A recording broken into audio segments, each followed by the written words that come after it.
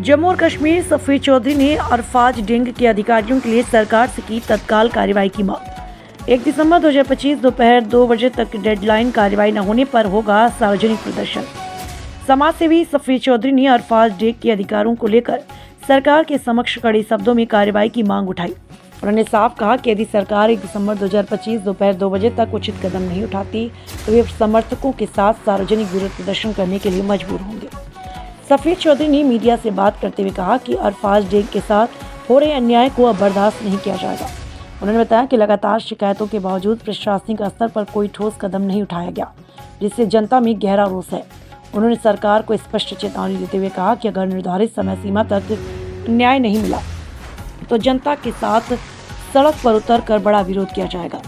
स्थानीय लोगों और सामाजिक संगठनों ने भी सफीर चौधरी की मांगों का समर्थन किया और प्रशासन से जल्द निर्णय लेने की अपील की। अब सबकी निगाहें सरकार की आगामी प्रतिक्रिया पर टिकी है। संवाददाता अमरजीत सिंह।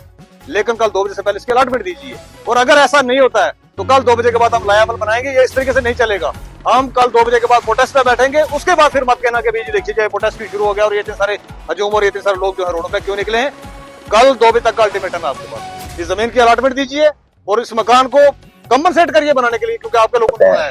या एक आप रिप्रेजेंटेशन मेरे नाम लिखिए आप, ठीक है, या चीफ मिनिस्टर साहब के नाम लिखिए आप, एक रिप्रेजेंटेशन लिखिए, अपनी दास्तान लिखिए, उस पर हम, ठीक है सर, क्योंकि जमा जमानी तो बात नहीं चलेगी, ठीक है।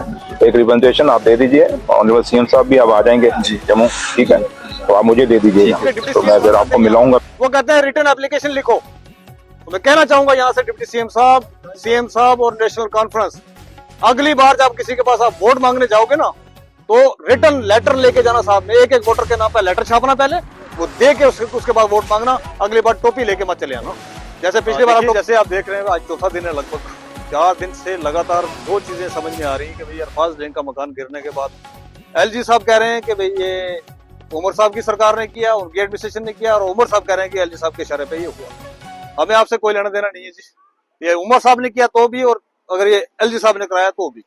अगर आपको पता नहीं है तो कम से कम ये जो बच्चे हमारे 4 दिन से यहाँ पर नीले छत के नीचे, जो स्कूल नहीं जा सकते हैं, जिनका वॉशरूम तोड़ दिया गया है, जिनका घर तोड़ दिया गया, जो सो नहीं पा रहे हैं, उनके लिए आपने क्या किया? हमारा सीधा सवाल आपसे है। आप चीफ मिनिस्टर यहाँ पर एज ए चीफ मिनिस्टर रहते हुए आप कहते हैं हमारे पास पावरें नहीं है। कितनी पावरें चाहिए थी? अगर आप एक टेंट यहाँ पर भेज देते हैं बच्चों के लिए, लेकिन आपने नहीं भेजा।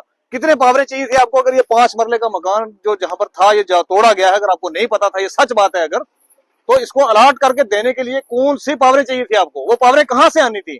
हमें बता दीजिए, हम वो पावरें लाके देते हैं आपको। आपके पास फॉर्च्यूनर खरीदने के लिए पावरें हैं, आपके पास 3-3 लाख रुपए सैलरी लेने के लिए पावरें हैं, लेकिन किसी गरीब के लिए 5 मरले का अलॉटमेंट देने के लिए पावरें नहीं, जिसके लिए हम परसों से कह रहे हैं आपको लगातार कि भाई इसके हम पैसे देने के लिए भी तैयार हैं, इसके अलॉटमेंट के पेपर भेजो। आप वो ना करके आप बहानेबाजी लगा रहे हो जी, मुझे तो पता नहीं था। कल आपके डिप्टी सीएम साहब आते हैं यहाँ पर, वो कहते हैं रिटर्न एप्लीकेशन लिखो।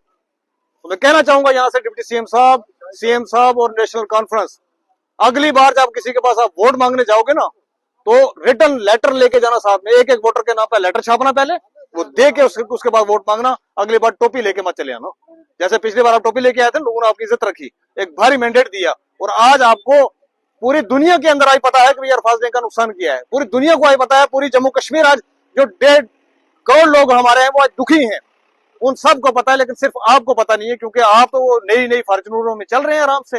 3-3 लाख रुपए सैलरी होगी, आपको क्या परेशानी है? गरीब के बच्चे वहां पर रोड पे बैठे तो बैठे रहे, सर्दी का मौसम है तो रहे, आपको क्या फर्क पड़ता है उससे? आज आपकी विशाल से हम सरकार से कहना चाहते हैं कि फौरी एक्शन करके कल 2 बजे से पहले, नंबर 1 आपको पता नहीं है, जैसा आपने कहा है कि भाई आपके ऑर्डर के बगैर जो डेमोलिशन ड्राइव जो चलाई गई है, तो आप यहाँ के वीसी साहब को जो है सस्पेंड करें। जिस भी ऑफिसर का इसके अंदर हाथ है उसको सस्पेंड करें। जो पुलिस के लोग इन्वॉल्व हैं, जो जेडीए के लोग इन्वॉल्व हैं, उन सबको अंडर सस्पेंशन लाएं, क्योंकि आपको बगैर पूछे हुए किया गया है। इसमें एलजी साहब को भी नहीं पूछा गया और ना आपको पूछा गया, बस आपकी जबानी ये बात है। और दूसरी हमारी डिमांड है कि कल 2 बजे तक हमें इस 5 मरले की अलॉटमेंट चाहिए। वो अलॉटमेंट करके आप भेजिए रिसिप्ट, हम ट्रेजरी में पैसे जमा करवाते हैं। अगर आप इतने मरने पे आ गए हो कि अभी आपकी ट्रेजरी में कुछ नहीं बचा हुआ, इसके पैसे हम जमा करवा देंगे, लेकिन कल 2 बजे से पहले इसकी अलॉटमेंट दीजिए। और अगर ऐसा नहीं होता है तो कल 2 बजे के बाद हम लायाबल बनाएंगे। ये इस तरीके से नहीं चलेगा। हम कल 2 बजे के बाद प्रोटेस्ट पे बैठेंगे, उसके बाद फिर मत कहना कि भाई देखिए जाए प्रोटेस्ट भी शुरू हो गया और ये इतने सारे हजूम और इतने सारे लोग जो है रोडों पे क्यों निकले हैं। कल 2 बजे तक का अल्टीमेटम है आपके पास। इस जमीन की अलॉटमेंट दीजिए और इस मकान को कंपनसेट करिए बनाने के लिए, क्योंकि आपके लोगों ने तोड़ा है। सरकार नहीं करती है तो उनसे कंपनसेट कराइए, जो यहाँ पर डंडे लेके सुबह लेके मशीनें लेके जो यहाँ पर पहुंचे, जिन्होंने मकान तोड़ा है, वो कंपनसेट करें इसको। अगर आप नहीं करवा सकते हैं तो जनाब रिजाइन करिए, रिजाइन करिए। हम आपका रिजाइन मांगते हैं, वो चाहे एलजी साहब हो चाहे हमारे चीफ मिनिस्टर साहब हो, रिजाइन करिए फिर आप। बहुत शुक्रिया, थैंक यू।